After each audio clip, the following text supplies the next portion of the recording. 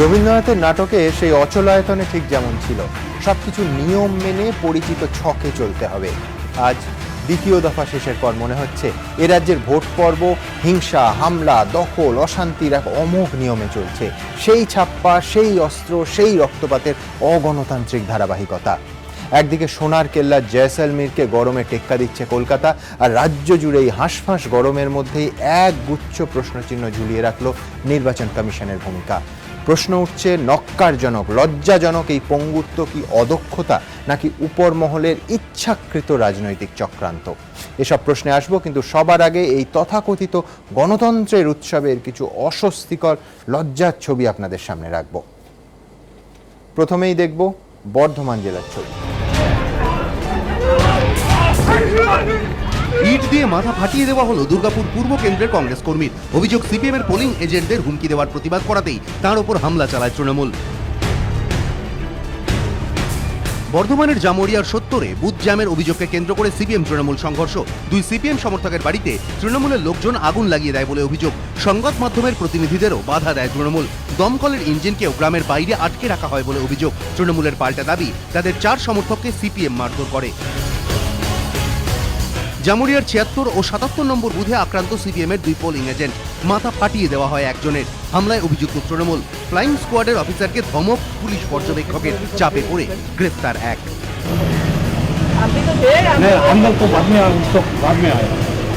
দুর্গাপুর পশ্চিমের বেনাচিটিতে তৃণমূলের বাইক বাহিনীর তাণ্ডবের অভিযোগ। বাড়িতে ঢুকে সিপিএম সমর্থকদের মারধর, আহত 5। ফরিদপুরে আক্রান্ত কংগ্রেস, ক্যাম্প অফিস ভাঙচুর, মারধর, অভিযোগ অস্বীকার তৃণমূলের। জামুরিয়ায় বুথের 100 মিটারের মধ্যে উদ্ধার হয় 2 ব্যাগ ভর্তি তাজা বোমা। বর্ধমানের পর এবার আপনাদের নিয়ে যাব বাঁকুড়া জেলায়। এক ঝলক।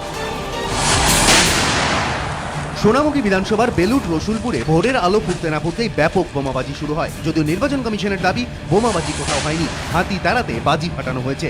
এই ঘটনার রেশ কাটতে না কাটতেই আবার এক দুষ্কৃতীকে বন্দুক হাতে ঘুরতে দেখা যায়। পুলিশ সুপারের রিপোর্টের ভিত্তিতে এই অভিযোগকেও ভিত্তিহীন বলে দাবি করে কমিশন।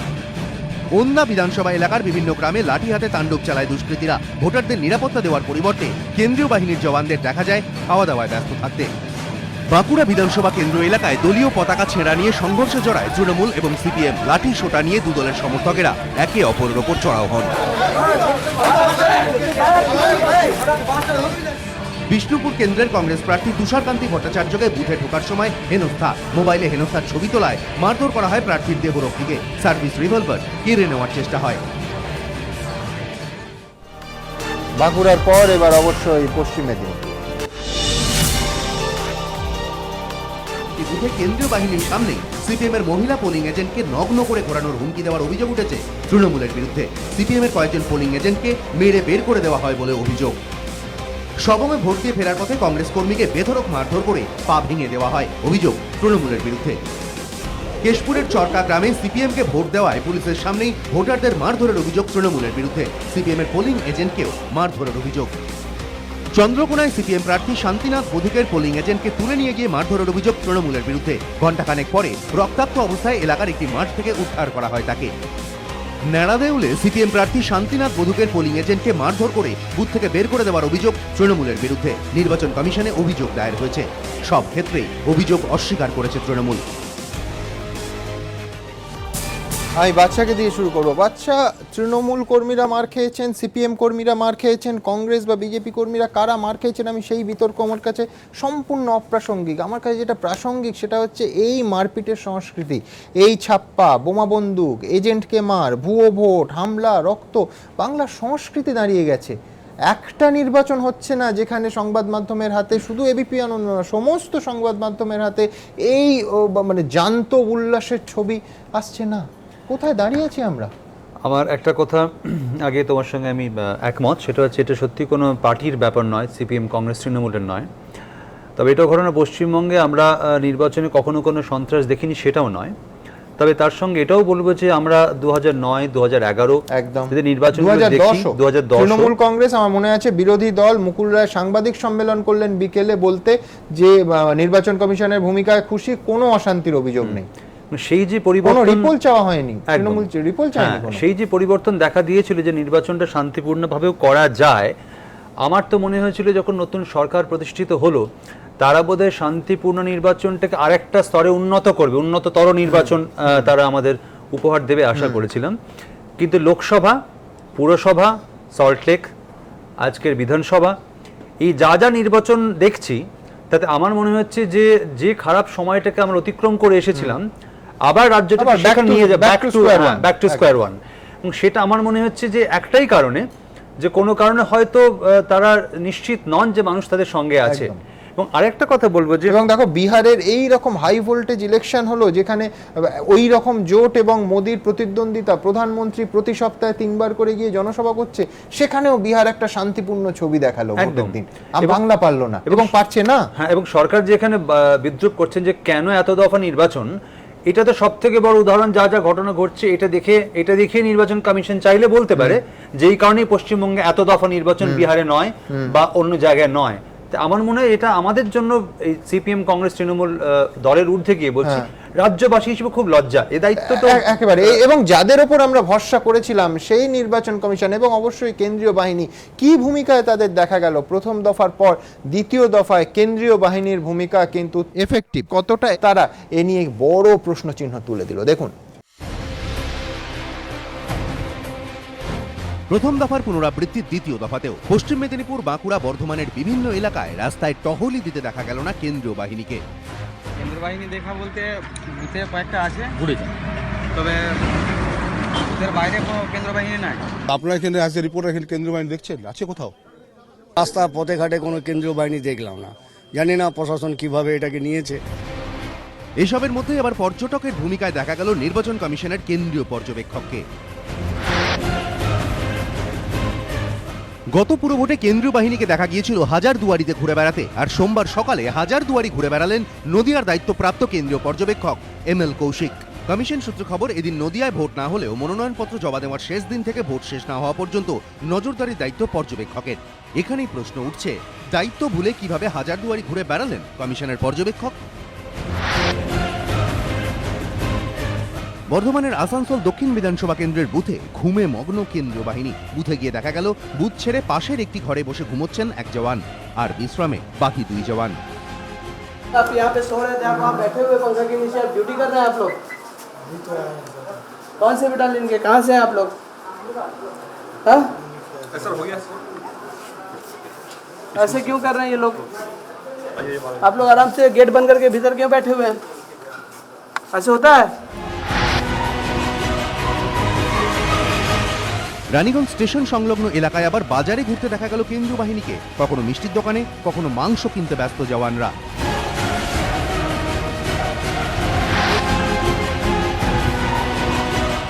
বর্ধমানের দুর্গাপুর পশ্চিম কেন্দ্রের ভিড়িঙ্গি TN হাই স্কুলের বুথে বিশ্রামে কেন্দ্রীয় বাহিনী। পশ্চিম মেদিনীপুরের গড়বেতা থেকে চন্দ্রকোনা যাওয়ার পথে রাস্তায় দেখা যায়নি কেন্দ্রীয় বাহিনীর কোনো টহলদারি। মোদি মমতা আঁতাতের ফলেই কেন্দ্রীয় বাহিনী থেকেও নিষ্ক্রিয়, সুর চড়িয়ে ফের দাবি অধীর চৌধুরীর। দিদি আর মোদি মিলেমিশে এই বাংলাকে দখল করার লক্ষ্যে দিদি যেমন তার নিজের পুলিশ বাহিনীকে ব্যবহার করছে, তেমনি মোদি তার কেন্দ্রীয় বাহিনীকে ব্যবহার করবার সিদ্ধান্ত নিয়েছে। কোথাও কোথাও কিন্তু কেন্দ্রীয় বাহিনীর অতি সক্রিয় চেহারাও ধরা পড়েছে।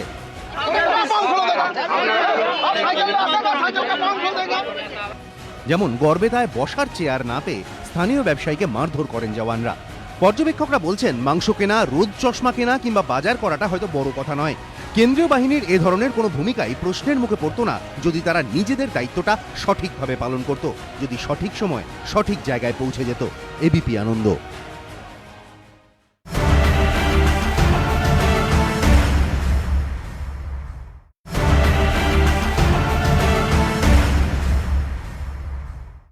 মান্নাদা, কোন বাজারে চিকেন দরাদরি করতে দেখা গেছে বা কোথাও মিষ্টি কিনেছে, আমার কাছে এটা বড় প্রশ্ন না। আমার কাছে অনেক বড় প্রশ্ন হচ্ছে, একজন অবজারভার হাজারদুয়ারি বেড়াতে গেছেন। আপনার মনে থাকবে 2015 সালে পুরো ভোটে এই স্টুডিওতে বসে আপনিও ছিলেন, আমরা দেখিয়েছি যে গোটা বাহিনী, গোটা ফোর্স তারা ঘুরে বেড়াচ্ছে, হাজারদুয়ারি দেখছে। আমি বলছি যে কি ভূমিকা দেখলেন? 2টো দফা তো হয়ে গেল। খুব রহস্যজনক কারণে আমি বুঝতে পারছি না। হ্যাঁ।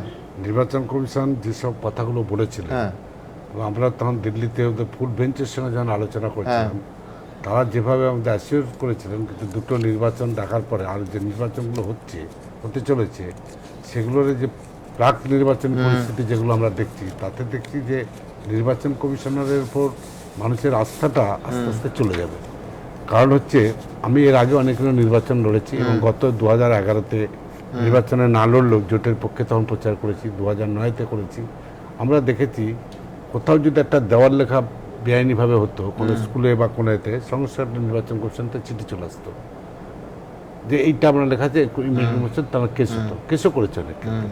এবারে দেখছি ওদের কিছু বললেই বলছে আমরা অনলাইনে কমপ্লেন করুন, অনলাইনে কমপ্লেন করা হচ্ছে, অ্যাকসেপ্টেন্স দিচ্ছে, কিন্তু তারপরে অ্যাকশন হচ্ছে না। অথচ দেখছি এবং আপনাকে বলছি পিরামিডের ক্ষমতার পিরামিডের যত চূড়ার দিকে এগোচ্ছে তত এফেক্টিভ হয়ে যাচ্ছে আমি নির্বাচন বলছি যে কমিশন। এর আগে একটা নাম করেই বলছি আমরা যেহেতু নির্বাচন কমিশনকে সেই সুধীর রাখসের নাম করেই অভিযোগ করেছিলাম, কিন্তু এবারে বলেছিল যে না আমরা দেখে শুনে দেবো, তাদের উপর আর একটা অবজারভার করে দেবো নজরদারির জন্য। কিন্তু দেখা গেল আমরা যখন বললাম যে আমরা মিটিং করতে গেলে করতো কি আমাদের আগে আর একটা নিয়ে নিতে বললো, হার্ড রেতে নেবো না, আমরা আপনারা এটা অনলাইনে করবেন। আপনি দেখুন না কতগুলো বক্তৃতা সিডি তারা চালিয়ে দেখেছে, কতজনের ক্ষেত্রে শোকজ হয়েছে। তো সিডি নামমাত্র। এবার হচ্ছে যেখানে প্যানিক অবস্থা তৈরি হয়েছে, যেখানে মানুষ আতঙ্কগ্রস্ত, সেখানে সে কমপ্লেন করতে যাবে কোনেতে? একদম। কারণ তার তো ফোন নাম্বারটা দিতে হবে, তখন তাকে ফোন এবং নাম্বার শুধু তো বুথের ভেতরে ভোট দেওয়া নয়, বাড়ি থেকে একজন নাগরিক যাতে নির্ভয়ে বুথ অব্দি আসতে পারে সেটাও তো সেন্ট্রাল ফোর্সের দেখা। তো নির্বাচনের দিনে প্রাক নির্বাচনের পরিস্থিতিতে যখন দেখা যাচ্ছে রুট মার্চ আছে, হোর্ডিং গুলো লাগিয়ে রেখেছে সব ল্যাম্পপোস্টের উপরে বাইরে সরকারি জায়গাতে, একটাও খোলার ব্যবস্থা হচ্ছে না। অথচ বিরোধী দল যখন লাগিয়ে দিচ্ছে, আমরা যখন লাগিয়েছি মানে কি, আমি নিজে আমরা এটা পেমেন্ট করেছি অ্যাডভার্টাইজিং এজেন্সি, সেটা প্রাইভেট বাড়িতে ভাড়া নিয়েছে, তার সমস্ত কিছু আছে, আমাদের খুলে দিল জোর করে। তো আমরা বললাম যে এটা কি কারণে করলেন সেটা বলুন, বলবে না। অথচ দেখা যাচ্ছে পাশে কিন্তু মিউনিসিপ্যালিটির জায়গাতে শাসক দলের লোকেরা রাখছে, তাদের কিছু বলছে না। একটা প্রাক নির্বাচনের পরিস্থিতিতে আমরা দেখতে পাচ্ছি যে অবজারভারদের মধ্যে যেন একটা গা ছাড়া ভাব, তারা নির্বাচন যে পরিচালনা করতে এসছে সুষ্ঠুভাবে তা নাই, তার জন্য একটা বেড়াতে এসছে এরা পরিস্থিতি হচ্ছে। এবং আমি নিজে একজন ক্যান্ডিডেট, আমি এখন পর্যন্ত অবজারভারকে দেখতে পেলাম না, এখন পর্যন্ত কোথাও অবজারভারকে দেখতে পাচ্ছি, তাহলে কি পরিস্থিতি তার নির্বাচন করবে? একদম। আর মানুষকে বলছে তোমরা অনলাইনে কমপ্লেন করে, মানুষ তো আতঙ্কগ্রস্ত বলেই তো তোমাদের উপর নির্ভর করছে, তোমরা ঘুরে দেখবে তো যে কোথায় কোথায় কি হচ্ছে, তারপর নিজেরা ব্যবস্থা নেবে, তার কিছু দিচ্ছে না। এবার রুট মার্চের নাম ব্যবস্থা একজন করছে, তারপর কি আর তারপর কোনো রুট মার্চের ব্যবস্থা নেই, কিছু নেই। তো এই অবস্থায় মানে মানুষের মধ্যে একটা নির্বাচন কমিশনের উপরে একটা আস্থার অভাব হয়ে যাচ্ছে। এবং ডে বাই ডে দেবে প্রথম পর্যায়ের নির্বাচনে যতটা তৃণমূলের লোকেরা সাহসী হয়েছিল, আস্তে আস্তে তাদের সাহসটা ক্রমশ সাহস বাড়ছে। আমি একেবারে সরাসরি আজকের ভোটের বিশ্লেষণ নিয়ে নেব। মানস ভূঁইয়া এই মুহূর্তে সরাসরি অনুষ্ঠানে যোগ দিয়েছেন। বংশগোপাল বাবু আছেন, বংশগোপাল চৌধুরী। বংশগোপাল বাবু, আপনার কাছে জানতে চাইবো যে আজকে আপনার এলাকায় কিরকম ভোট হয়েছে? ফ্রি অ্যান্ড ফেয়ার ইলেকশন, যেটা নির্বাচন কমিশনের ঘোষিত লক্ষ্য, আদৌ তার কাছাকাছি পৌঁছানো গেছে? যদি না পৌঁছানো যায়, কোথায় কোথায় সমস্যা হয়েছে? সব থেকে বড় কথা যেটা, নির্বাচন কমিশনকে আমরা বেশ কিছুদিন যাবৎ আমরা জানাচ্ছিলাম যে জামুরিয়াতে অস্ত্র মজুত করা হয়েছে এবং একাধিক অভিযোগ নির্বাচন কমিশনের কাছে পাঠানো হয়েছে। এবং দেখুন আজকে সুন্দরভাবে এটা প্রমাণ হয়ে গেল যে আমাদের অভিযোগ সত্য ছিল। আজকে বুথের 100 মিটারের মধ্যে 2 ব্যাগ বোমা, একদম, এবং বেশিরভাগ ঘটনা জামুরিয়া এবং তার আশেপাশের অঞ্চলে হয়েছে আজকে, যারা সিপিএম এর পোলিং এজেন্টের মাথা ফাটিয়ে দিল। হ্যাঁ, এবং মার্কামারা মাফিয়া, যার ভাই কর্পোরেশন ভোটে বুথ লুট করে বড় চেয়ারম্যান হয়েছে, এবং সেই অভিযোগ নির্বাচন কমিশন খতিয়ে দেখলো না এবং ভালো করে কর্পোরেশন ভোটের ফলাফলটাকে বিশ্লেষণ করে দেখলো না যে কি ঘটনা সেখানে ঘটেছে। এবং আজকে দেখা গেল পোলিং এজেন্টের মাথা ফাটলো। 70 গ্রামে আপনারা শুনলে আশ্চর্য হবেন যে শুধু তার বাড়ি পুড়িয়ে দেওয়া হয়েছে তাই না, একেবারে দিন আনা দিন খাওয়া মজুর ওই ছেলেটি, কিন্তু তার সাহস আমি তারিফ করি। তার পাশে আমরা দাঁড়াবো, অবশ্যই আগামীকাল দাঁড়াবো। তার বাড়ির টিউবওয়েলটা পর্যন্ত ভেঙে দিয়ে গেছে, যাতে এই বাড়িটিতে যখন অগ্নিসংযোগ করা হয়, সাংবাদিকদেরও যতক্ষণ না সম্পূর্ণ ভস্মীভূত হচ্ছে বাড়িটা, সাংবাদিকদেরও ঢুকতে দেওয়া হয়নি। সম্পূর্ণ পুড়ে ছাই হয়ে শুধু কাঠামোটা দাঁড়িয়ে থাকার পর তারপর দমকল এবং সংবাদ মাধ্যম ঢুকতে পেরেছে। তারপরে দমকলও ঢুকতে পারেনি। দমকল ঢুকতে পারেনি, পুলিশের ডেপুটি কমিশনার থানাতে বসে আছেন তৃণমূল কংগ্রেসের প্রার্থীর সঙ্গে। আমি খবর পাচ্ছি যে মহকুমা শাসক ফায়ার ব্রিগেডকে ঢোকাতে পারছেন না। এবং এইরকম একটা ভয়াবহ ঘটনা,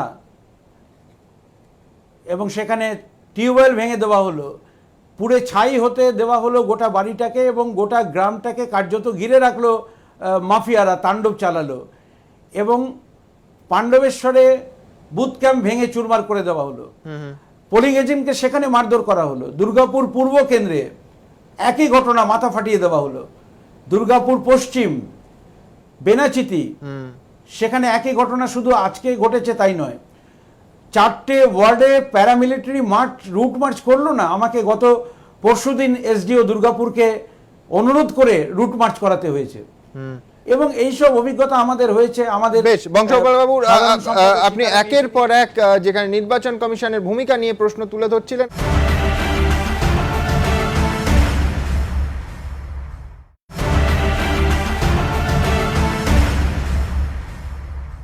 আমি একবার সরাসরি সবংয়ে চলে যাব মানস ভূঁইয়ার কাছে। মানস দা, আজকের নির্বাচন আপনি চিরকালই যতবার ভোটে দাঁড়ান সামনে থেকে লড়াই লড়েন এবং মাঠে থেকে নির্বাচন পরিচালনা করেন। একাধিক জায়গায় আমাদের সাংবাদিকরা গিয়ে দেখেছেন একমাত্র তৃণমূল কংগ্রেসের এজেন্ট বসে আছে, বাকি সমস্ত দলের আপনার এজেন্টকেও তুলে দেওয়া হয়েছে। আপনার নিজের রাজ্যে নির্বাচন শেষ হয়ে যাওয়ার পর কি অভিজ্ঞতা? 306টা বুথ আছে সবং বিধানসভা কেন্দ্রে। সবংয়ের 13টা অঞ্চল, পিংলার 3টে অঞ্চল।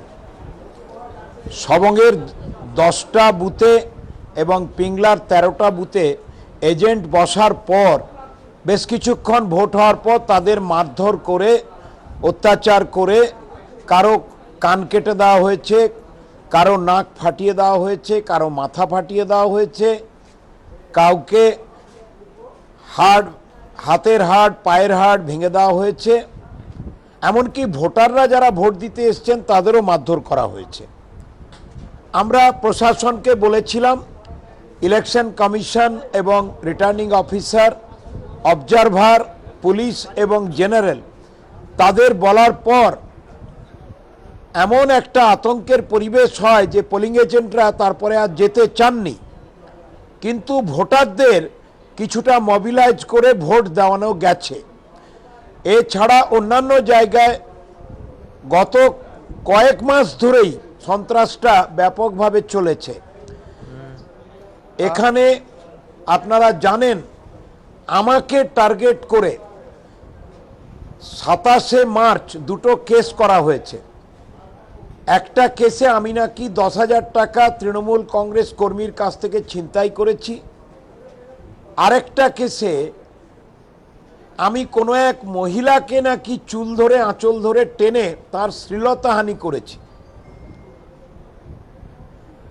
আমার 46 বছরের রাজনৈতিক জীবনে, 64 বছর বয়সে সারা বাংলার কোনো থানাতে আমি কাউকে আঙুল দিয়ে একটা টোকা মেরেছি কেস নেই। কিন্তু মমতা দেবীর রাজত্বে তার পুলিশ এবং তার দল আমাকে ছিনতাইকারী এবং শ্লীলতাহানিকারী হিসাবে চিহ্নিত করে কেস করেছেন।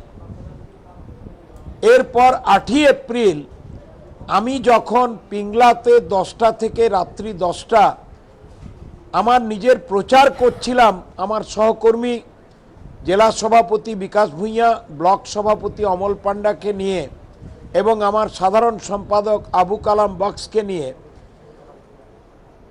ভিডিওর ক্যামেরা, তারপর এমসিসির ক্যামেরা, পুলিশের গাড়ি সামনে পেছনে, আমার সিকিউরিটি। তারপর যখন রাত্রিবেলা ফিরলাম সবংয়ে, শুনলাম চারিদিকে গন্ডগোল হচ্ছে।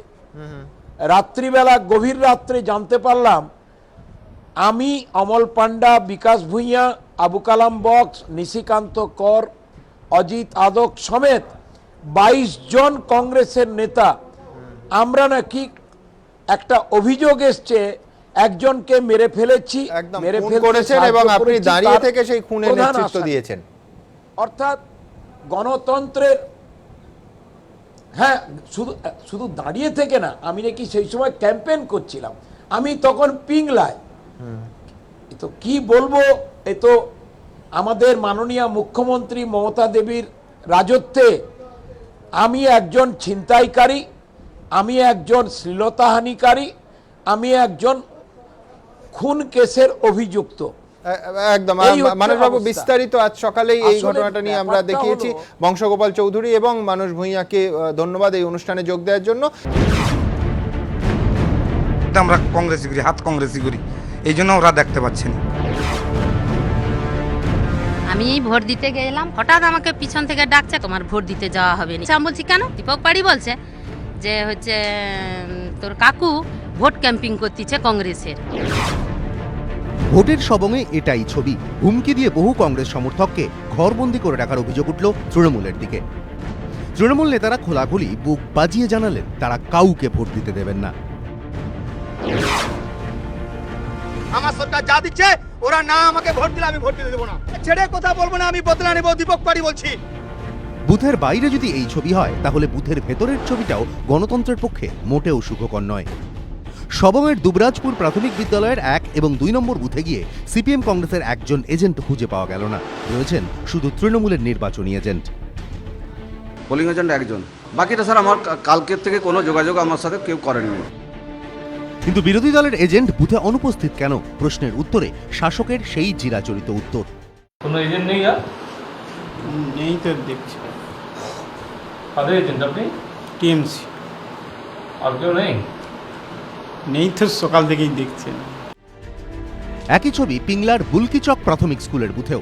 এখানেও তৃণমূল ছাড়া অন্য কোনো দলের এজেন্টের দেখা নেই। অন্যান্য এজেন্টরা কেউ পৌঁছায়নি তো, আসে না। না। তা আপনি কোন পলিটিক্যাল পার্টি? তৃণমূল। এখানে তো নানা অভিযোগ এসছে বিভিন্ন সময় যে অন্যান্য এজেন্টদের আপনারা বসতে দেন। কোনো অভিযোগ নেই, ভোট শান্তিপূর্ণভাবে চলছে। কংগ্রেসের দাবি শাসকের সন্ত্রাসে তাদের দলের এজেন্টরা বুথমুখ হতে পারেননি। তৃণমূলের সন্ত্রাস বাহিনী বেশ কিছু জায়গায় সন্ত্রাস করছে, ভোটারদের আটকাচ্ছে। দুবরাজপুর গ্রামে সেখানেও 2টো বুথে তাণ্ডব করছে। আমার যে পোলিং এজেন্ট বসার কথা ছিল বিজয় বেরা, তার কোমর ভেঙে দিয়েছে। এটা যদি সবংয়ের ছবি হয়, তাহলে কেশপুরের ছবি আরো ভয়ঙ্কর। সিপিএমের মহিলা নির্বাচনী এজেন্টকে জঘন্য হুমকি দিয়ে বেরিয়ে যেতে বাধ্য করা হয়। তার কাপড় খুলে রাস্তায় দাঁড় করে দেওয়া হবে, নিলাম করে দেওয়া হবে। কেশপুরের চরকায় সিপিএম এজেন্টকে মেরে বুথ থেকে বের করে দেওয়া হয়। ভোট দিয়ে বেরোনোর পথে আক্রান্ত হন 2 সিপিএম সমর্থক। স্যার আমরা ভোট দিয়ে বাড়ি আসছিলাম, দিয়ে পানের দোকান সামনে, অঞ্চল অফিসের সামনে, এবং বুথটা যেখানে আছে ওখান থেকে হয়তো 10 থেকে 12 হাত দূরে আচমকা 10-12 জন মিলে এসে ঘেরে ওলো পাতালি মারছে, এখানে ফাটিয়ে দিয়েছে আর এবং ফুলে গেছে। এবং পুলিশ আছে থাকাকালীন অবস্থাতে মারছে, পুলিশ কোনো কাজ করছে না। এবং এই করতে করতে আমার বুথে দিয়ে নিল, আবার এসে এইখানে গলায় গামছা দিয়ে আরো মারল। সন্ত্রাসের সব অভিযোগে পৌঁছচ্ছিল সিপিএম এর কেশপুরের কার্যালয়ে। বছরের পর বছর ধরে রাজ্য রাজনীতির ভরকেন্দ্র হিসেবে পরিচিত ছিল কেশপুরের CPIM party office Jamshed Ali ভবন। এই ভবনকে কন্ট্রোল রুম করে বিধানসভা হোক, পঞ্চায়েত হোক কিংবা লোকসভা ভোট, যে কোনো ধরনের নির্বাচন কেশপুর জুড়ে নিরঙ্কুশভাবে নিয়ন্ত্রণ করেছেন সিপিআইএম এর দাপুটে নেতা এন্তাজ আলীরা। কিন্তু কেশপুরে সিপিএম এর সেই দাপট এখন অতীত। আগে যে সিপিএম নেতাদের নির্দেশে বাঘে গরুতে এক ঘাটে জল খেত, আজ সেই নেতারাই ভীত, সন্ত্রস্ত। সোমবার দিনভর দলীয় কর্মীদের কাছ থেকে ভুরি ভুরি অভিযোগ পেয়েও কার্যত কিছুই করতে পারলেন না তারা। কমিশনে বারবার ফোন ঘুরিয়েছেন, কিন্তু ওইটুকুই। যা হয়েছে তার সবই পার্টি অফিসের ছাদের তলায়। আমার মনে হয় যে আপনারা যদি বাইরে বেরিয়ে সেই জায়গায় যেতেন বা প্রার্থীও তিনিও যদি যেতেন, তাহলে কি একটু মনোবল বাড়তো এজেন্টদের আমাদের যেখানে সেখানে আমরা যে যাইনি এরকম কথা নয়, আমরা গেছি, কিন্তু গেলে যেটা সবচেয়ে ছিল একটা নিরাপত্তা, সেই নিরাপত্তাটা যে প্রশাসন আমাদেরকে দিবেনি সেটা আমরা ভালো করেই বুঝে নিয়েছিলাম সকালবেলায়। কেশপুরে দলের অসহায়তার ছবিটা আরো স্পষ্ট করে দিয়েছেন সিপিএম এর জোনাল সম্পাদক। এজেন্ট পৌঁছতে পারেনি 41টা বুথে, তো তাদের রাস্তা থেকেই ফিরিয়ে দেওয়া হয়েছে আর মেরে তাড়িয়ে দিয়েছে। টোটাল 37টা বুথ থেকে 273। না, আমরা এজেন্ট 201টার মতো দিতে পারছিলাম। যদিও এসবের পরেও কেশপুরের ভোটে কোনো অশান্তি খুঁজে পায়নি শাসক দল। শান্তিপূর্ণ ভোট হচ্ছে, নিজের ভোট নিজে দিতে পারছে মানুষ। আমি আপনাকে দায়িত্বের সঙ্গে বলতে পারি একটাও এরকম কোনো ঘটনা কোথাও ঘটেনি। সবং কেশপুর দু জায়গায় সোমবার সাক্ষী থাকলো ভোটের ভয়ানক চেহারার। পর্যবেক্ষকরা বলছেন যা হয়তো আগামী দিনে উদাহরণ হিসেবেও ব্যবহৃত হবে। এবিপি আনন্দ।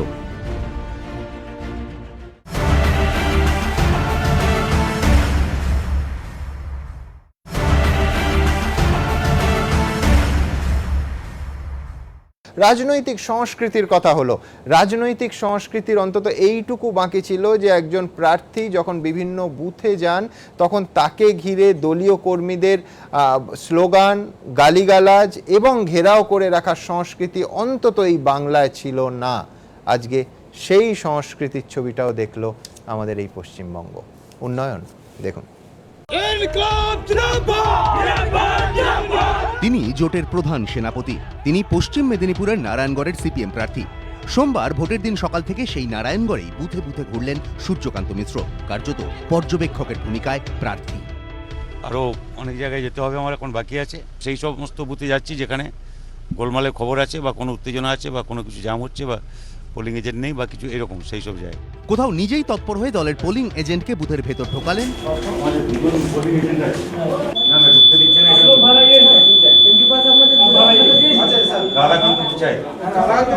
কোনো কোনো বুথে যেতেই তৃণমূল তাকে ঘিরে বিক্ষোভ দেখালো। মেজাজ না হারিয়ে সব শুনলেন সূর্যকান্ত মিশ্র। আমি খুব উপভোগ করি এটা, আমি খুব দাঁড়িয়ে মন দিয়ে কান পেতে শুনি। আমাকে তো রাজ্যের মানুষ দেখতে পান বলে মনে হয়, কাজে ওরা দেখতে পাচ্ছেন না কেন আমি ঠিক জানি না। ওদের খুব রাগ হচ্ছে যে দেখতে পেয়েছেন, সেই জন্য আমি কেন আছি সেটাই হচ্ছে বড় রাগ। কোথাও কোথাও আবার তৃণমূলের বিক্ষোভের মুখে দেখা গেল সিপিএম এর প্রতিরোধ। যেমন বাকিবাজার নামে এলাকায় সূর্যকান্ত মিশ্র পৌঁছতেই তৃণমূলের লোকজন প্রথমে স্লোগান দিতে শুরু করেন।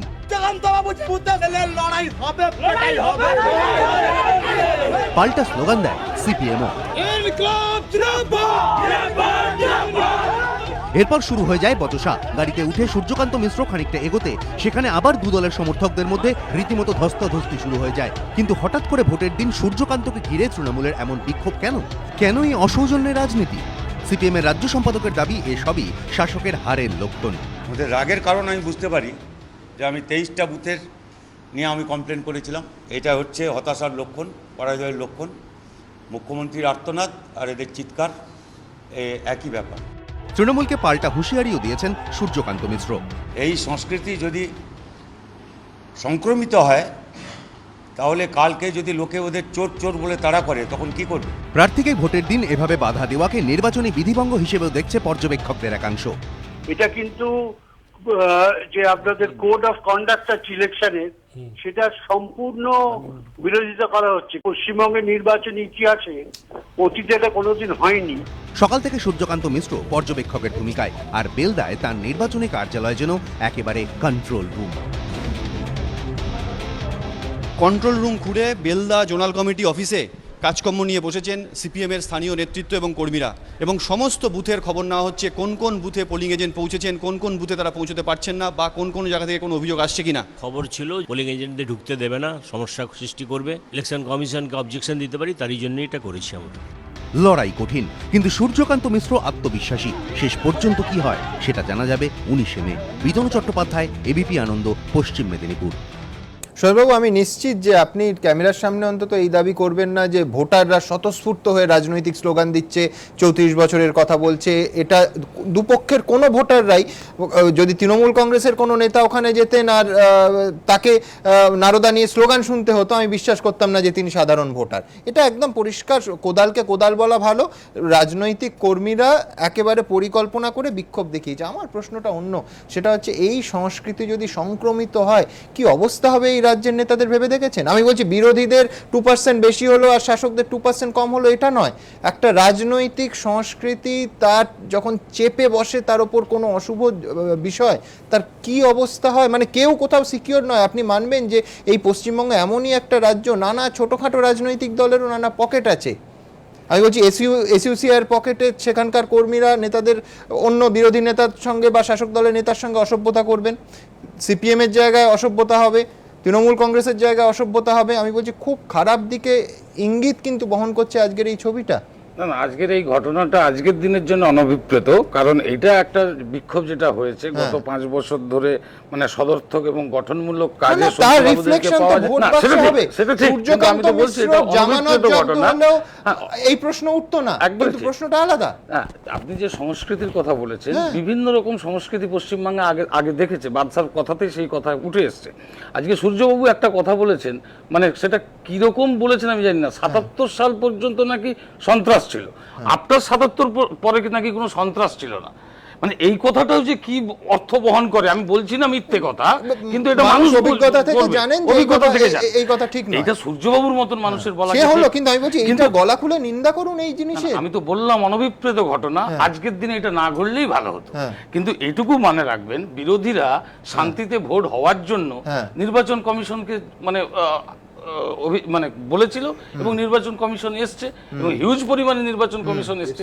নির্বাচন করার দায়িত্ব কিন্তু নির্বাচন কমিশনের, অলরেডি মানে রাজ্য সরকারের বড় বড় উচ্চপদস্থ অফিসারদের সরিয়ে দেওয়া হয়েছে, নির্বাচন কমিশন এবং এটা পাশের পাড়ার ফরিদুদাকে ডেকে আনা নয়, নির্বাচন কমিশনকে মানে নির্বাচন শুরু হয়ে গেল, আপনি দেখুন তৃণমূলেরই 5-6 জন কর্মী মারা গেল, এবং সবঙ্গে এই সংখ্যা যে সকালে রেগে যাবে, সকালে তৃণমূল খুন করেছে মানুষ মিয়া বলছে, দেখে বলুন নরমাল হবে অবশ্যই, কারণ আপনিও এটা বিশ্বাস করেন যে মানস ভূঁইয়া একজন প্রার্থী? আমি মানস ভূঁইয়া কেমন মানুষ সেদিকে যাচ্ছি না, একজন প্রার্থী দাঁড়িয়ে থেকে একজন মানুষকে অভিযোগটা সেই ব্যক্তির নামই সকালে করেছিল, এবং সন্ধ্যাবেলা সে যখন মারা যায়, স্বাভাবিক ক্ষেত্রে ধরে নেওয়া হয় ভিডিও ক্যামেরায় রেকর্ড আছে, না না, এটাকে নিঃসন্দেহে বলা হয় যে নিশ্চয়ই এর মধ্যে কিছু আছে, না হলে এটা বলবে কেন, এবং সেই কারণেই এফআইআর করেছে, সে মারা গেছে কিছু আছে না, আমি একটা কথা শুধু বলবো, এই থিওরি কেলেঙ্কারি। আমি আবারও বলছি, এফআইআর এর কথা বলেন, অনুব্রত মণ্ডলের জেলে থাকার কথা, যা এফআইআর ছিল তার বিরুদ্ধে, আইন তো সেটা দেখবে। আমি আসবো, আমি দুঃখিত, একটা চিত্তাকর্ষক অংশে এই অনুষ্ঠানের ছোট্ট বিরতি নিতে হচ্ছে, বিরতির পর অবশ্যই ফিরে আসবো, এবং আমাদের আজকের দিনের আরেকটা গুরুত্বপূর্ণ খবরও দেখাবো, সেটা হচ্ছে ম্যাথু স্যামুয়েলের কাছ থেকে এই নারদ স্টিং কাণ্ডের যে ভিজুয়াল, যে ফুটেজ, সেটা সংগ্রহের দায়িত্ব মাননীয় কলকাতা হাইকোর্টের প্রধান বিচারপতি, তিনি কিন্তু সেই প্রক্রিয়ায় যুক্ত করলেন সিবিআইকে। রাজ্য সরকারের একজন পুলিশ অফিসার, একজন সিবিআইয়ের অফিসার এবং কোর্টের একজন অফিসার, এই 3 জনের ওপর দায়িত্ব ন্যস্ত হয়েছে যে দিল্লি থেকে ফুটেজ সংগ্রহের। এর তাৎপর্য কি, ফিরব ছোট্ট একটা বিরতির পর।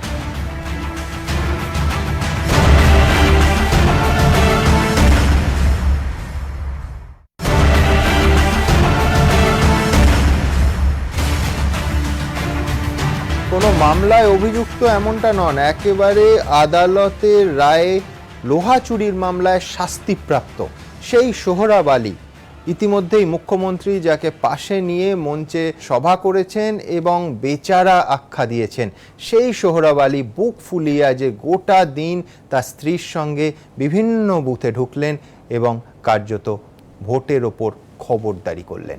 দেখুন, ভোটের আগে ভোটারদের ভয় দেখানোর অভিযোগ উঠেছিল তাঁর বিরুদ্ধে, আর ভোটের দিন বহিরাগত হয়েও ভোট কেন্দ্র দাপিয়ে বেড়ালেন তিনি।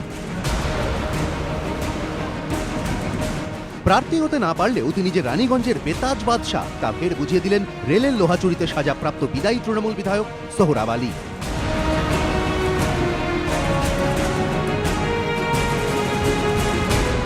ভোট শুরু হতেই বিরোধীরা অভিযোগ তোলে রানীগঞ্জের বিভিন্ন বুথে ঢুকে ভোট তদারকি করছেন সোহরাব। খবর পেয়ে এবিপি আনন্দর প্রতিনিধি রানীগঞ্জ উচ্চ বিদ্যালয়ের 59 নম্বর বুথে যান, দেখা মেলে সোহরাবের সঙ্গে স্ত্রী তৃণমূল প্রার্থী নার্গিস বানু।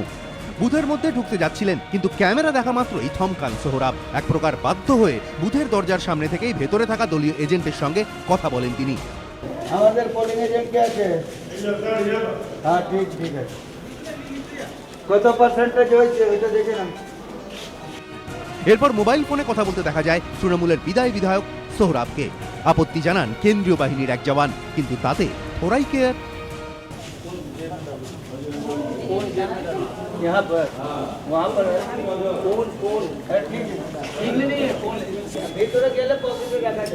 পকেটে না, পোলিং বুথের ভিতরে পকেটে রাখবে, ঠিক আছে?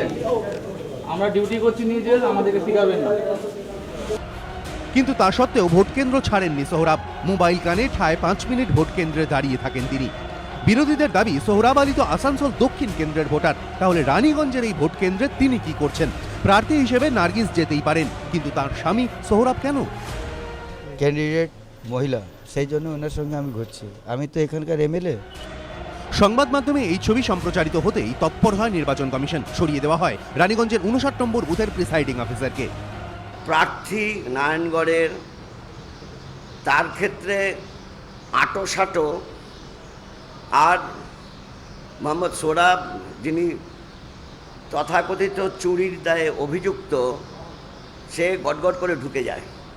FIR has been lodged against the particular person who has trespassed into the polling station under appropriate section of law.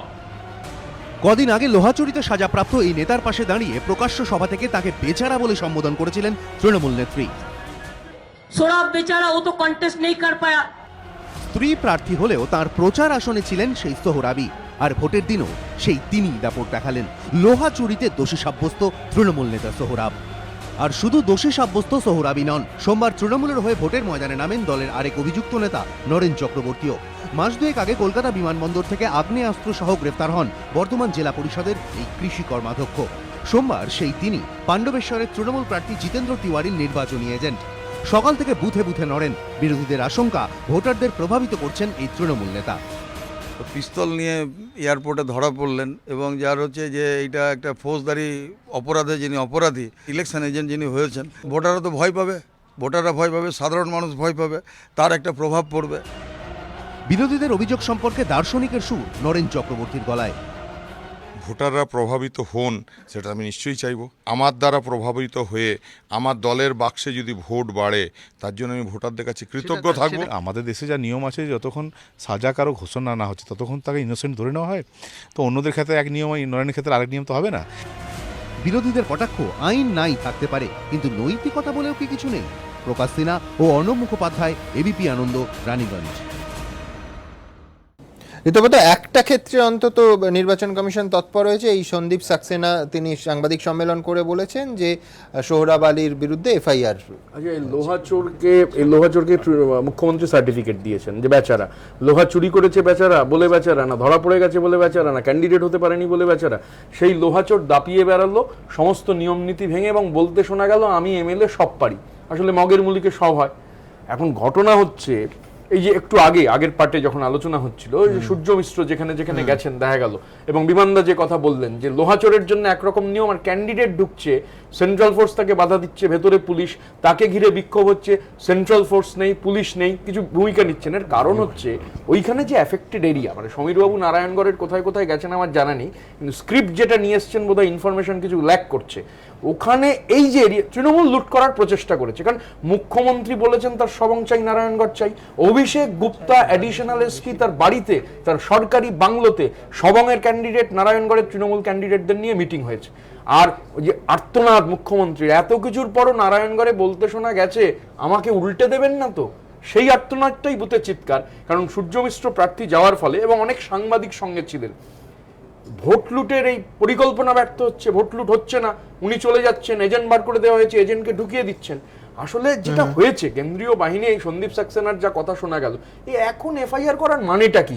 এই লোহাচোরকে মুখ্যমন্ত্রী তো সার্টিফিকেট দিয়ে এসেছেন, লোহাচোর যে দাপিয়ে বেড়াবে সেটা তো আগাম অভিযোগ পৌঁছেছে। ধরুন কেশপুর গড়বেতা, যেখানে দৃঢ় পদক্ষেপ নেওয়ার কথা ছিল, কমিশন নেয়নি। কিন্তু সবকিছুর পরেও যেটা সব থেকে গুরুত্বপূর্ণ, কারণ মানুষ, বাংলার মানুষ বুঝে গিয়েছেন ভোট দিতে হবে নিজের শক্তিতে, কেউ পাশে দাঁড়াবে না।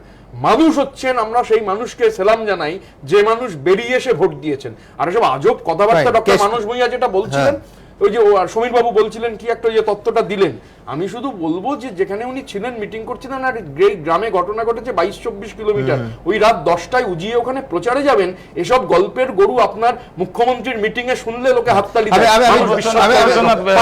বলতে দিতে হবে এখানে লুটের সংস্কৃতি, ভোটের লুট খুন, এটা বাংলার মানুষ জানে। কেন 2011 সালে ক্ষমতা চলে যেতে হয়েছিল? আরে তাহলে তো 2011 সালে ক্ষমতা, আমি আবারও বলছি, এখানে নেই। 5 বছর আমি আপনাকে বলছি, আপনার নেত্রী বলছে এই যে নিরপেক্ষতার প্রশ্নে আপনাকে আমি বোঝানোর চেষ্টা করছি। সৌরভ যখন কোর্টের অর্ডারে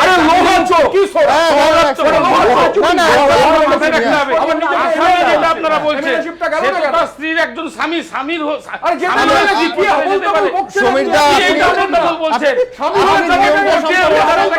দিচ্ছে, আপনি জামিনে সে মুক্ত, তাহলে এই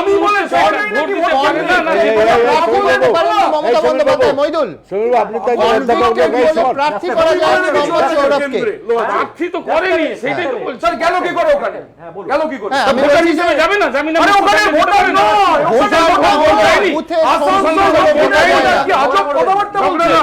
আপনারা শুধু খারাপটা দেখছেন।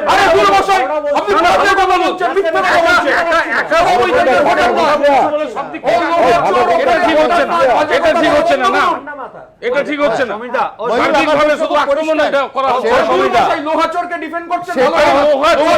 আপনারা সাজিয়েছেন, আপনারা চুরির অভিযোগ করেছেন, ভালো কথা। হ্যাঁ, আমি বলছি যে এরপর তো আদালত অবমাননার রাস্তায় চলে যাবে এই অনুষ্ঠান। আদালত মানে এরকম নয় বিরোধীরা বলেছেন বা মদন মিত্রের মতো যিনি অভিযুক্ত, অপরাধী প্রমাণ হয়নি, আদালত তো তাকে 2 বছরের জন্য জেলে পাঠিয়েছে এবং আসানসোল থেকে সেই কোর্টের কাগজ বিধানসভায় এসে পৌঁছলো না রহস্যজনক কারণে। সপ্তাহের পর সপ্তাহ, মাসের পর মাস চলে গেল। সব থেকে মজার কথা, সেই জন্য তার বিধায়ক পদ খারিজ হলো না। আজকেও বুক ফুলিয়ে ভদ্রলোক বলতে পারছেন আমি এমএলএ। এবং সেই একই কারণে সুমন এইটা লাইনে বলছি আমি আরো বেশি করে যে আসানসোল থেকে কলকাতার এই কটা কিলোমিটার একটা কাগজ আসতে কতদিন লাগে? দেখুন, তৃণমূল আমলে নতুন জিনিস হচ্ছে মেম্বারশিপ চলে যায়। একটা নির্বাচন কমিশন মানি না, কোর্ট মানি না, এবং এই যে লুম্পেনদের একটা পুরো কনস্টিটিউয়েন্সি তৃণমূলের নতুন করে একটা হয়েছে, কারণ লোহা চুরির দায়ে একজন এমএলএ, সিটিং এমএলএ কনভিক্টেড হয়ে যাচ্ছে। বাংলার ইতিহাসে আর কখন হয়েছে? কোনোদিন হয়নি। একজন মন্ত্রী থাকা অবস্থায় জেলে চলে যাচ্ছে, জেল থেকে আবার হচ্ছে নমিনেশন পেয়ে যাচ্ছে। বাংলার ইতিহাসে এরকম কোনোদিন হয়নি। ফলে তৃণমূল আমলে কয়েকটা নতুন জিনিস ঘটছে, এইগুলোকে আমাকে বলতে হবে। এবং এটা হচ্ছে আমাদের প্রত্যেকেই বলতে হবে। এটা কংগ্রেস আমলেও হয়নি, বাম আমলেও হয়নি, ট্রানজিশন যে পিরিয়ডটা 67 to 77 সেই আমলে হয়নি। বাংলার ইতিহাসে 60 বছরে এগুলো হয়নি।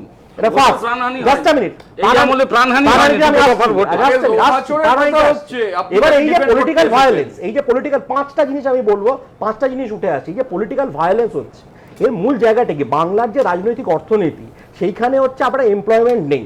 সেই এমপ্লয়মেন্ট নেই বলে বাংলাতে সারা ভারতবর্ষের রাজ্যগুলোর মধ্যে বাংলাতে সব থেকে বেশি রাজনীতির ওপর নির্ভর করা লোকজন অনেক বেশি, যার ফলেই হচ্ছে কোনো একটা পার্টিতে তারা যোগদান করে এবং একটা ভোটে হারা জেতাটা হচ্ছে লক্ষ কোটি টাকার হিসেবের হচ্ছে মূল ব্যাপার।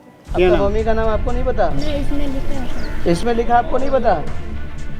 ইনি নাকি মায়ের ভোট দিতে এসেছেন, অথচ নিজের মায়ের নামটাই জানেন না।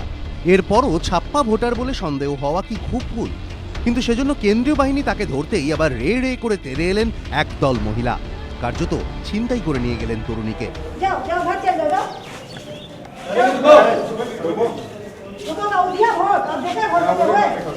রানীগঞ্জে এই নাটকীয় ঘটনাক্রম পুরোটাই ঘটল এবিপি আনন্দর ক্যামেরার সামনে। সোমবার সকাল থেকেই রানীগঞ্জের 63 নম্বর বুথে ছাপ্পা ভোটের অভিযোগ আসছিল। ঘটনাস্থলে গিয়ে দেখা যায় বুথ কার্যত ঘিরে রয়েছে 100 থেকে 150 মানুষ, অনেকেরই মুখ ঢাকা। আচমকাই দেখা যায় ভোটার স্লিপ নিয়ে বুথে ঢুকছেন এই তরুণী, অথচ আঙুলে আগে থেকেই কালির দাগ রয়েছে। প্রশ্ন করতেই তরুণীর চটজলদি উত্তর, মায়ের ভোট দিতে এসছি। কিন্তু মায়ের নাম কি? প্রশ্ন করতে তরুণীর উত্তর শুনুন। आपका नाम क्या है? मेरा नाम शबाना खातून। शबाना खातून। मम्मी का नाम क्या है? मम्मी का नाम देखिए इसमें है तो। आपका मम्मी का नाम आपको नहीं पता? नहीं, इसमें लिखा है। इसमें लिखा आपको नहीं पता? বুঝুন, ইনি নাকি নিজের মায়ের নামই জানেন না। কথাবার্তা শুনে ততক্ষণে এগিয়ে এসেছেন কেন্দ্রীয় বাহিনীর জওয়ানরা। তারাই ওই তরুণীকে জিজ্ঞাসাবাদ শুরু করেন। ভেতর থেকে চলে আসেন মাইক্রো অবজারভার। কিন্তু ততক্ষণে আবার বাইরে শুরু অন্য নাটক। বুথের গেটের সামনে জড়ো হয়ে গিয়েছেন 20-25 জন। তার মধ্যে থেকেই প্রায় রে রে করে কেন্দ্রীয় বাহিনীর দিকে তেড়ে এলেন কয়েকজন মহিলা। তাদের আবার আজব সাফাই, ভোট দিতে গিয়েছিলেন, দেননি তো।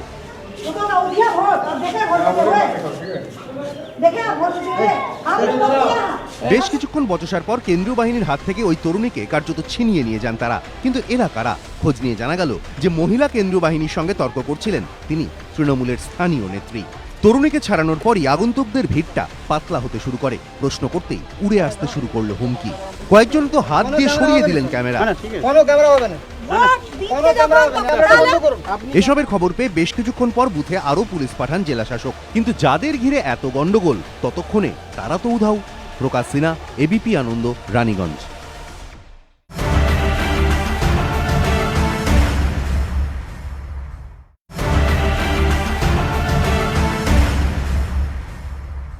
তৃতীয় যেটা নতুন জিনিস তৃণমূলের আমলে হচ্ছে গত 5 বছর, যে ব্যুরোক্রেসি এবং পুলিশ তাদের একটা নতুন মাসেল ফ্লেক্সিং হয়েছে। আপনি দেখবেন কংগ্রেস এবং বাম আমলে, আপনি যদি ইন্দিরা গান্ধী ব্রিফ পিরিয়ডটা যদি বাদ দেন, কংগ্রেস এবং বাম আমলে পলিটিক্যাল যে লিডারশিপ গ্রাসরুট লেভেলে তাদের অনেক ক্ষমতায়ন ছিল, তাদের কথা কিন্তু লোকে অনেক বেশি করতো।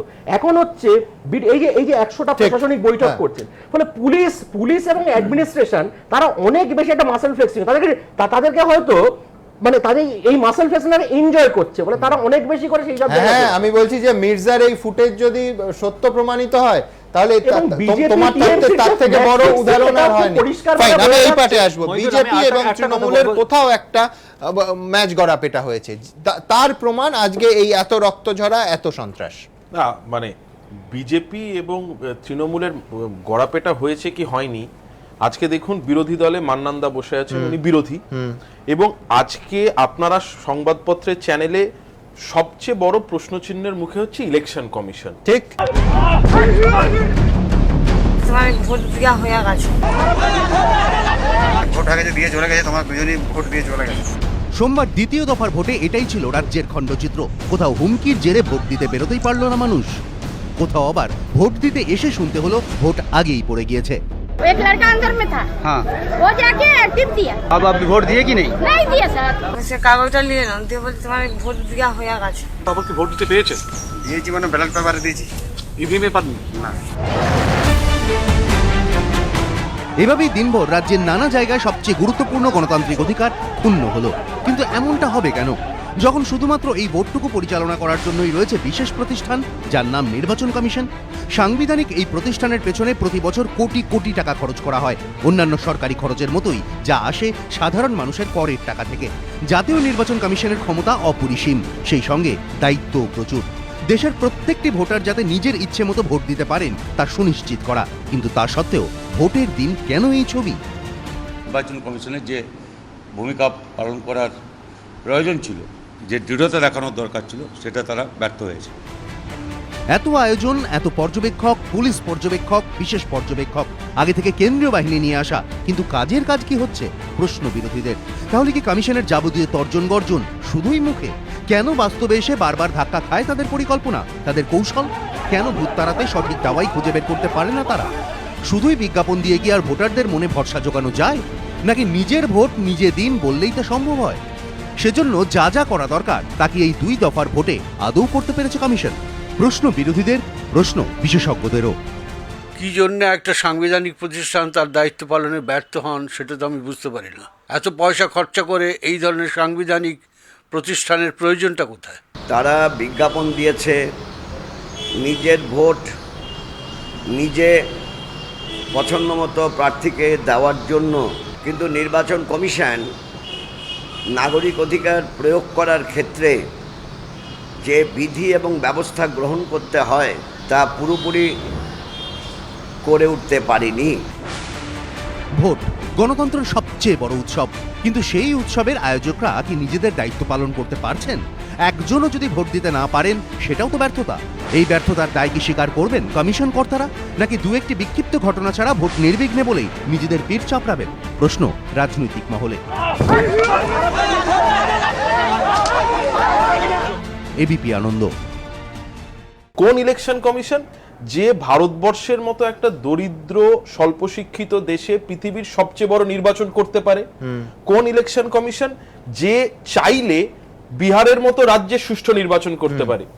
পশ্চিমবঙ্গে এসে আমরা কি না দেখতে পাই? চাইলে আবার কি আমার তোমার উদয়নদার করের টাকায় চলছে, চাইবে আবার কি তার ডিউটিটা সংবিধান নির্দিষ্ট কর্তব্য তাকে পালন করতে হবে, সে বাধ্য সে যতই সিস্টেমের মধ্যে কোনো গুপ্ত বসে থাকুক। এবং দেখুন প্রত্যেকবার নির্বাচন কমিশন পশ্চিমবঙ্গে আসেন এবং বলেন এটা আমাদের জন্য একটা লার্নিং এক্সপিরিয়েন্স, পরের বার আমরা এটাকে ঠিক করবো। একবার এসে লাস্ট টাইমে বললেন না আমার ওষুধ কাজ করলো না, কোনোবারই নির্বাচন কমিশন কিন্তু পুরো শিক্ষাটা লাভ করতে পারছেন না।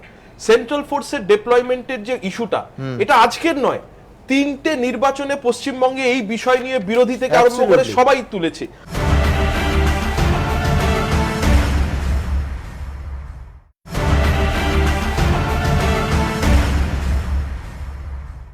আর সবচেয়ে বড় কথা দেখুন, মির্জার প্রশ্ন যেহেতু উঠলো বলি, মির্জার নারদ সিং দেখেছেন কিভাবে তিনি তৃণমূলের দলদাস হয়ে কাজ করছেন। তিনি তো একা কাজ করতে পারেন না, নিশ্চয়ই তার মানে ওই অ্যাডমিনিস্ট্রেটিভ স্ট্রাকচারে আরো থানার ওসি থেকে আরম্ভ করে সার্কেল ইন্সপেক্টর আছে। এইখানে লোকাল অ্যাডমিনিস্ট্রেশন কে ঠিকমতো কাজ করানো, নির্বাচন কমিশনের জাহিদি সাহেব এসে যেটা বলে যান, গ্রাসরুট লেভেলে সেই কাজটা হচ্ছে না বলেই আজকে এই পরিস্থিতি। একদম আমি বলছি যে এই সিস্টেমের মধ্যে আছে বলেই তো এখনো মির্জার বিরুদ্ধে একটা এনকোয়ারি অর্ডার এলো না, ডিপার্টমেন্টাল এনকোয়ারি হচ্ছে না। কেন হচ্ছে না? যে কেঁচো খুঁড়তে আরো বড় মাপের আরো বড় দৈর্ঘ্যের কেউটে বেরোবে। ওই দুজনের বিরুদ্ধে তো অ্যাকশন হয়ে গেছে যা বলেছেন মির্জা, আমি বলছি মাননীয় মুখ্যমন্ত্রী সম্পর্কে, নেতা নেত্রীদের অন্যদের সম্পর্কে, বাঙালি হিসেবে কোটি টাকা তুলে দিয়েছে। আমি বলছি রাজ্যের অপমান, মুখ্যমন্ত্রীর অপমান তো একা মমতা বন্দ্যোপাধ্যায়ের নয়, কোন ব্যবস্থা নিতে পেরেছে এই সরকার? আমি উদয়নদার কাছে যাব। উদয়নদা, আজকের নির্বাচনে যে ছবি দেখিয়েছি, আমি যদি ডেটটা মুছে দিই, এর আগের আমি গত 2-3 বছর একমাত্র 2009, 10, 11 বাদ দিলে যে কোনো নির্বাচনের সঙ্গে মানে দর্শক গুলিয়ে ফেলবেন যে কোন দিনের ছবি দেখাচ্ছি। এই ছবিটা এরকম পার্মানেন্টলি চিরন্তনভাবে পশ্চিমবঙ্গের গায়ে চেপে বসলো কি করে? না, আপনি যে ছবিগুলো আজকে দেখছিলাম আমি সকাল থেকে বা সন্ধ্যাবেলা থেকে, আমার মনে হচ্ছে না এটা ভারতবর্ষের কোন রাজ্যের নির্বাচন হচ্ছে, মনে হচ্ছে সিরিয়া বা ইরাকের নির্বাচন হচ্ছে, যে নতুন করে গণতন্ত্র প্রতিষ্ঠিত হচ্ছে যেসব জায়গায়, যেখানে গণতন্ত্র প্রতিষ্ঠার চেষ্টা হচ্ছে, যেখানে আগে গণতন্ত্র ছিল না বা একটা অন্যরকম স্বৈরশাসন বা অন্যরকম একটা কালচার ছিল, সেখানে গণতন্ত্র প্রতিষ্ঠা করার জন্য যে প্রচেষ্টা, সেইটা যেন এই পশ্চিমবঙ্গে আজকে দেখা যাচ্ছে। আমরা যদি দেখি ভারতবর্ষের কোন রাজ্যে নির্বাচনে এখন আর এই জিনিস নেই। আমরা আগে বিহারে শুনতাম এই জিনিস ছিল, বিহারে সম্প্রতি নির্বাচনে দেখেছি একেবারেই নেই।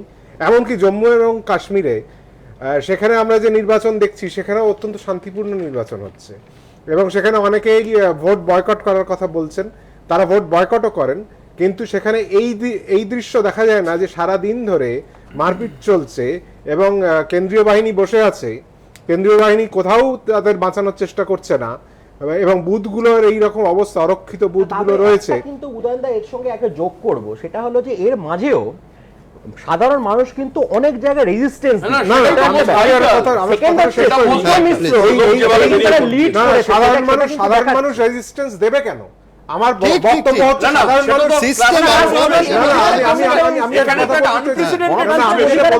পশ্চিমবঙ্গই হলো ভারতবর্ষের একমাত্র রাজ্য যেখানে সাধারণ মানুষকে রেজিস্ট করতে হয়। সাধারণ মানুষ রেজিস্ট করবে কেন? এটা তো একটা অত্যন্ত ন্যূনতম নাগরিক অধিকার, যে সে সকালবেলা গিয়ে বা যে কোনো সময় গিয়ে ভোটটা দিয়ে চলে আসবে। সভ্য সমাজে এরকম হতে পারে যে বোমাগুলি বাঁচিয়ে আমি আমার ভোটটা হতে পারে না। সভ্য সমাজে বড় কথা, আমার হাজার বুথে ভোট হয়েছে, আমার প্রশ্ন ক্যামেরা কতগুলো ছিল, আমার প্রশ্ন যে আজকে পশ্চিমবঙ্গের যে দৃশ্য আমরা দেখছি, এটা সরাসরি বলা যেতে পারে মানে পুরো আইন শৃঙ্খলা ভেঙে গেছে, এবং বলা যেতে পারে যে এক সাংবিধানিক সংকট দেখা দিয়েছে। এই সাংবিধানিক সংকটের জন্য দায়ী কে? এই সাংবিধানিক সংকটের জন্য যদি কেন্দ্রীয় নির্বাচন কমিশন দায়ী হয়, তাহলে তার দাওয়াই কি হবে? সংবিধানে এই বিষয়ে কিছু বলা নেই। যদি কেন্দ্রীয় নির্বাচন কমিশন নির্বাচন করতে ফেল করে, সেক্ষেত্রে কি হবে?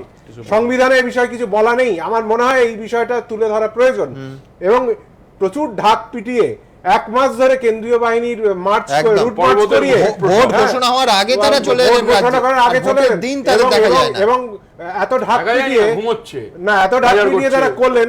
আমার প্রশ্ন হচ্ছে, এই 6 দফায় 7 দিন ভোট না করে 1 দফায় করলে এর থেকে কি বেশি ভায়োলেন্স হতো? ঠিক এতে আমার মনে হয় এতে কম ভায়োলেন্স, বরঞ্চ এই লুম্পেন মোবিলাইজেশন অনেক কম। তো যে এক জায়গার লোক আর এক জায়গায় গিয়ে সোহরাব আলী অন্তত সেই তার নিজের জায়গায় গিয়ে ভোটটা দিতেন, তিনি অন্য জায়গায় গিয়ে ওই বুথে ঢুকতেন না, এবং অন্যান্য লুম্পেন যারা এদিক ওদিক ঘুরছে তারা ঘুরতো না।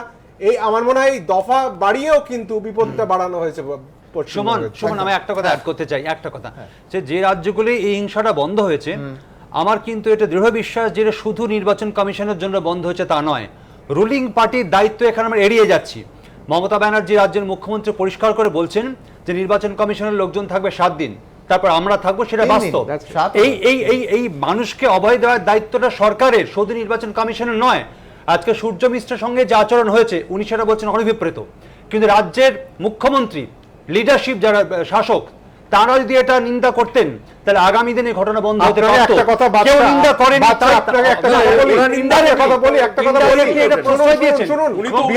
আমরা পশ্চিমবঙ্গের বুকে এই ঘটনা ঘটেনি, আগে কোনোদিন দেখিনি আমরা। বিহারে বিজেপির কেন্দ্রীয় সভাপতি তিনি গিয়ে হুমকি দিয়েছিলেন রীতিমতো যে পাকিস্তানে পাঠিয়ে দেওয়া হবে, এবং একাধিক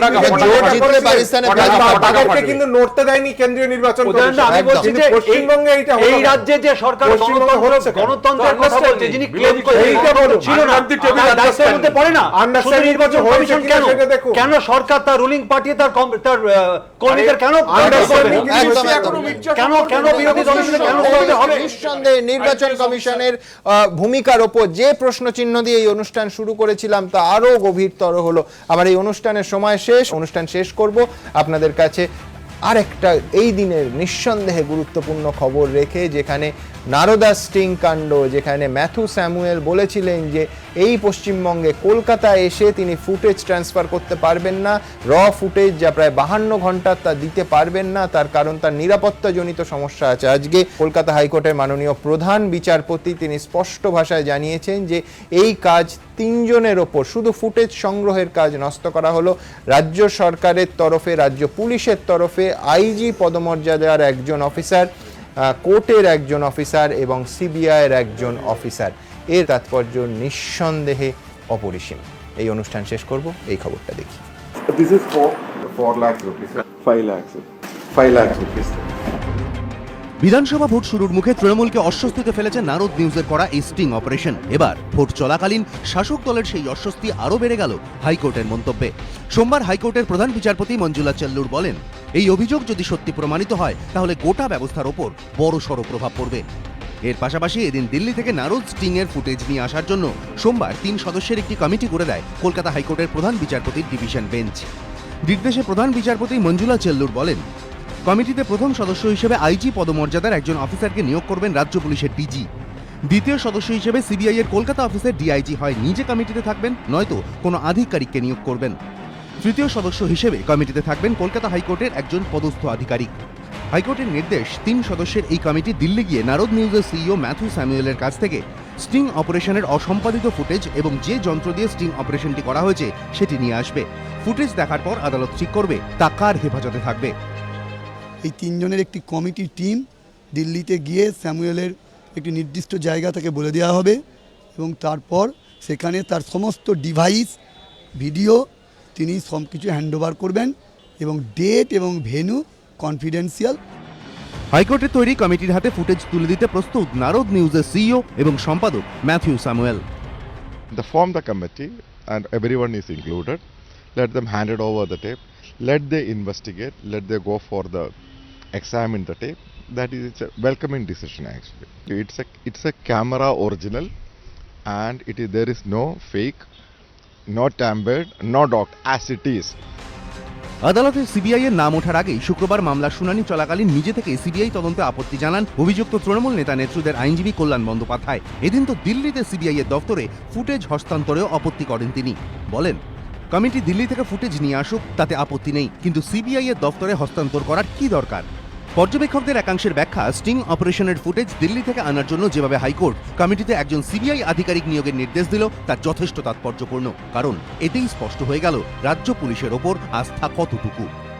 রাজ্য পুলিশের উপর আস্থা রাখছে না, তা নাহলে CBI, central bureau of investigation, তাদেরকে রাখছে, এবং জুডিশিয়ারির একজন রেসপন্সিবল পার্সন যা থাকছে, তার মানে হচ্ছে এই ব্যাপারটা কোর্ট খুব সিরিয়াসলি নিয়েছে।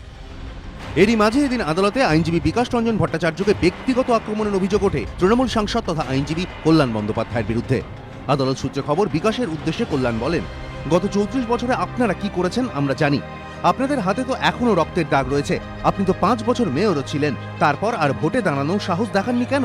আপনি কি করেছেন আপনি নিজেও জানেন। কল্যাণ বন্দ্যোপাধ্যায়ের এহেন আক্রমণের মুখে পড়ে অবশ্য প্রতি আক্রমণের পথে হাঁটেননি বিকাশ রঞ্জন ভট্টাচার্য। সৌভিক মজুমদার ও বিজেন্দ্র সিংহ, এবিপি আনন্দ।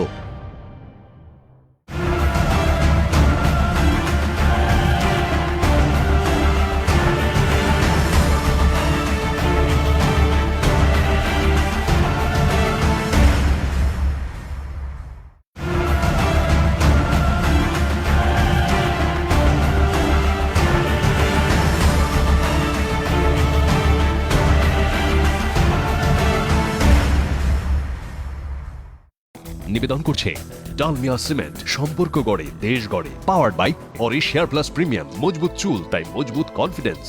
সহযোগী নিবেদক বিবেকানন্দ হসপিটাল, দুর্গাপুর। আমরা জানি জীবনের মূল্য। শালিমার শেফ গুড় মশলা, জীবনের আসল স্বাদ।